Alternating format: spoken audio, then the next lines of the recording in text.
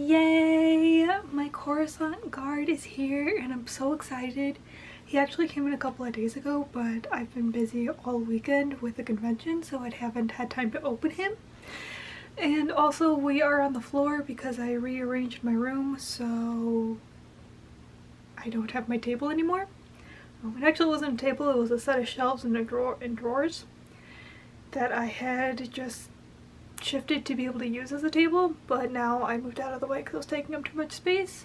So we are on the floor now.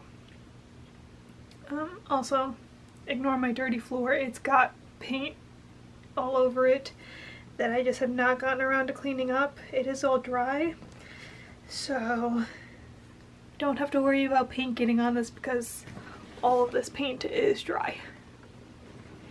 Alright, so here he is. I'm so excited. I have already opened up the box, but I have not taken him out of the box just because I was so excited when he came in, but I really wanted to do an unboxing video. I was just busy all weekend with the convention. So here we go. So got nice artwork there. I'm gonna pop that out and there he is. Look at him. Oh, he's so beautiful and I can't wait to put him next to my 501st Trooper. Alright, so let's go ahead and pull this out of the box and see what we've got.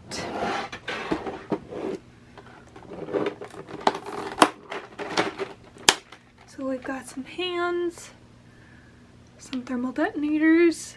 These are little like lightning things for his electro staff. So he's got an electro staff, he's got a rifle and a blaster. So let's pop this open. Alright, so this one is just basically how to put the electro staff in his hands and how to put the little lightning things on it. I do wish that their instructions had like a little bit more to them because obviously you need to change the hands and everything, and if you don't have a previous figure that comes with that instruction guide, you might be a little lost. I have noticed that on their figures is the instruction guide really only includes like how to do one thing for these figures rather than, you know, everything, like changing the hands or setting up the stand or whatever. So I do wish that their instruction sheets, their instruction guides were a little bit more detailed, had a little bit more to them. But let's pull him out and have a look. So he doesn't come with as much as the 501st. Let's see, he's got some plastic on him. Like the 501st, the plastic is just kind of taped on. The plastic's just taped on just so it's snug and it's not going to slide off in the box, but you can just pull it off without having to cut it. There's some plastic right here on his ankle. And that just pulls right out. Okay. So now we've got him all pulled out. Let's have a look. So he looks very nice. There's some little foam padding on his shoulders. Ooh, listen to that clack. Alright, so here he is. He does have some pretty nice battle damage going on. Nice paint job. So all of these pieces are actually loose and just kind of snugly fit on. The shoulders do have a little bit of elastic holding them on. It looks like the chest piece kind of wants to ride up a little bit. I don't know if it's supposed to sit like that, but to me the chest piece seems to want to ride up and sit higher than it should. Same thing with the belt. The belt seems like it kind of wants to ride up a little bit because you can kind of see this detailing right here, and the belt should cover up that seam line. But the back, it seems to be sitting fine. The belt is separate, so it can move around. Same thing with these. All of these are separate and loose. There's very nice paint job going on there. Some very nice weathering. The back of him is kind of plain. Like especially his lower back and butt could probably use a little bit more weathering compared to the rest of him. The rest of him is pretty heavily weathered compared to that part. But other than that, he looks very nice. And I am very happy. So excited. Alright, so let's pull out his accessories and have a look at those. Normal blaster that does have some moving pieces on it. Very nicely painted. It's got some faint weathering going on, so the high spots are highlighted a little bit.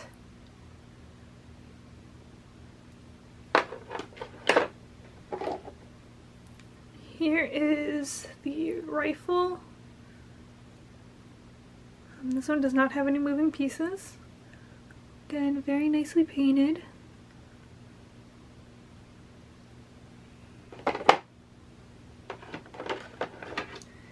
And then here is the staff.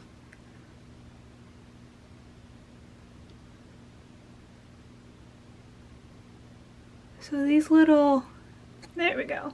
So these little lines right here on the end are actually a bit more gold than the rest of the staff, which is silver, so that's pretty cool. It's got some nice like texturing right here for like a grip. It's very nice. So he's got 4 sets of hands, 3 in here and then 1 on him. These do have some flex to them, which is nice, so you don't have to worry about them breaking, especially with how thin they are. It looks like the paint job on the hands is consistent with them being the right or the left. So all of the right hands have the same paint job and all of the left hands have the same, or at least similar paint jobs. So that's pretty cool. The base is the same as the 501st Trooper. And then we do actually have a different stand. I don't like these stands, they're stupid. It would have been nice if they had had the same holder, I guess you could call this, the same holder as the 501st Trooper, because they have the same base. So I would have liked the consistency. So I am going to give him his electro staff because it looks really cool, and they have that on the little like, cooperate with me. Yep, so they just pop off like that. See? They just pop off. They're like little ball and joints. So we're just gonna put... So this is what I'm setting him up to look like. This is on the side. They don't have like a break in them or anything, so they do just kind of slide on. You can't just like open it up and like wrap them around. So they do just kind of pressure fit on there. They don't have a little spot where they lock in. They just kind of squeeze on there, which is a little worrying for the bottom one. But at the same time, he's going to be sitting on the shelf, so if that bottom one ever falls off, it'll fall off right next to him. They don't sit very well. Like, that's not holding him very well at all.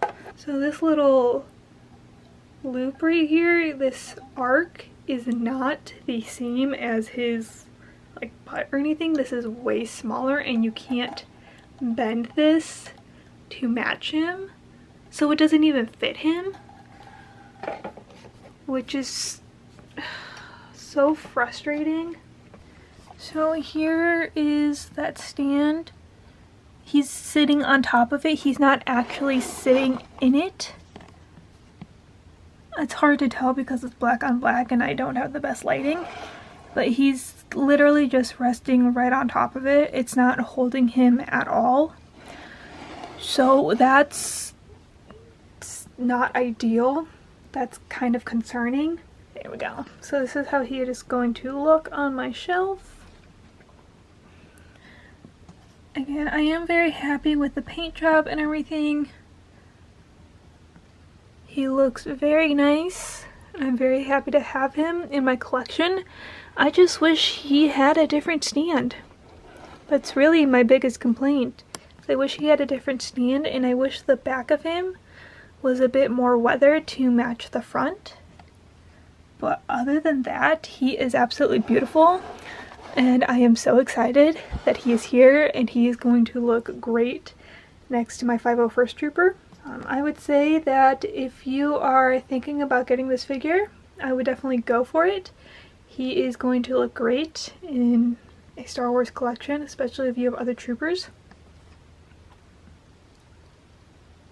And I am very happy that I picked him up and added him to my collection.